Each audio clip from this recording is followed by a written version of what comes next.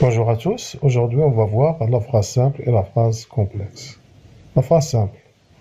Une phrase simple ne contient qu'un seul verbe conjugué. On parle alors de propositions indépendantes. Par exemple, les insectes ont détruit la récolte. La phrase complexe. Une phrase contenant plusieurs verbes est une phrase complexe. Par exemple, il s'aperçut que la dame qui lui avait souri ce matin vivait dans le même quartier où il l'a rencontrée. Alors, on constate ici qu'on a 4 verbes conjugués. Et lorsqu'on dit 4 verbes conjugués, on dit 4 propositions. Il s'aperçut que la dame, c'est la proposition numéro 1, avait souri ce matin, proposition 2, vivait dans le même quartier, proposition 3, où il l'a rencontré, proposition 4. Donc c'est une phrase complexe ayant 4 propositions. Si une phrase n'a pas de verbe, on parle de phrase nominale. Par exemple, étonnante ville, accident mortel, la construction d'une mosquée par un mécène. Chaque proposition s'organise autour d'un noyau constitué par le verbe. Les propositions d'une même phrase peuvent être soit juxtaposées, soit coordonnées, soit subordonnées. 1. La juxtaposition. Deux propositions sont unies par un simple signe de ponctuation. Virgule, point virgule, deux points. Le lien qui unit les deux propositions est alors implicite. Exemple. Il passait pour riche, il était pauvre en réalité. Ici, la virgule signifie l'opposition. On peut dire alors, avec une opposition explicite, on dira « Il passait pour riche, mais il était pauvre en réalité. » Ou bien les deux points. Karim est malade, il ne peut pas aller au travail. Donc ici la relation entre la première proposition et la deuxième proposition est une relation de conséquence. Ici les deux points expriment la conséquence. 2. La coordination. Un mot coordonnant, une conjonction de coordination ou un adverbe exprime explicitement la relation entre les deux propositions. Par exemple, ensuite on déposa le malade à l'hôpital et les médecins se chargeaient de lui.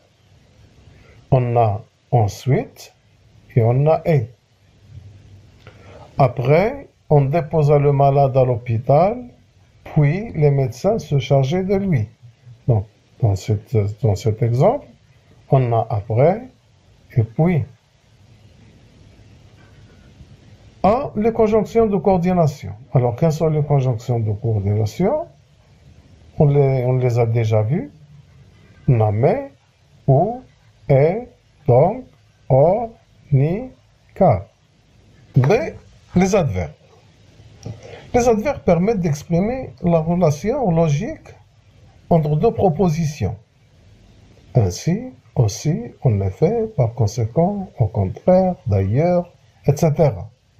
Ils sont très utilisés dans l'argumentation. Ils indiquent également une proposition dans le texte, comme par exemple, premièrement, d'abord, ensuite, puis, finalement. La subordination. Lorsqu'une proposition a une relation de dépendance à une autre proposition, on parle de subordination. Par exemple, il rencontra son ami qui étudiait avec lui. Dans cette phrase, on a deux verbes conjugués. Donc, on a ici deux propositions. Dans cet exemple, la proposition qui est étudiée avec lui est dite proposition subordonnée. Pourquoi? Parce qu'il est dépendant de la première proposition que l'on appelle proposition principale. En effet, elle ne peut exister toute seule. On ne peut pas dire qu'étudier avec lui, comme ça, toute seule, sans la proposition principale, il rencontra son ancien ami. Les différents types de propositions subordonnées. Il existe différentes propositions subordonnées. A. La proposition subordonnée relative. Lorsqu'une proposition est introduite par un pronom relatif, qui, que, ou, dont, auquel, duquel, etc., c'est une proposition subordonnée relative. Exemple, je préfère la voiture, donc ici proposition principale, qui est garée à gauche, proposition subordonnée relative. B. La complétive. Les propositions subordonnées conjonctives. Elles sont introduites par des conjonctions de subordination, comme que. Exemple, dont José pense que Carmen est belle. Dans cette phrase, on a deux propositions. La première proposition dont José pense, c'est une proposition principale. Que Carmen est belle, c'est une proposition subordonnée. Alors, la nature de cette proposition subordonnée, c'est une proposition subordonnée conjonctive introduite par que. Et la fonction de cette subordonnée, c'est un complément d'objet direct du verbe penser. Les propositions subordonnées interrogatives. Lorsqu'une proposition est introduite par un mot interrogatif, tel que pourquoi, comment, qui, où, quand, etc., c'est une proposition subordonnée interrogative indirecte. Exemple. Je me demande pourquoi il est si nerveux. Je me demande, c'est la proposition principale. Pourquoi il est si nerveux, c'est une proposition subordonnée interrogative indirecte. Lorsqu'une proposition ne contient pas de verbe conjugué, mais au contraire, elle est à l'infinitif, c'est une proposition subordonnée infinitive. Exemple, je suis parti après avoir terminé mon petit déjeuner. Je suis parti, proposition principale. Après avoir terminé mon petit déjeuner, proposition subordonnée infinitive. C. Les propositions subordonnées circonstancielles. Bien sûr, les propositions subordonnées circonstancielles peuvent exprimer la cause, la conséquence, l'opposition, la condition, etc. Lorsqu'une proposition est introduite par une conjonction de subordination, parce que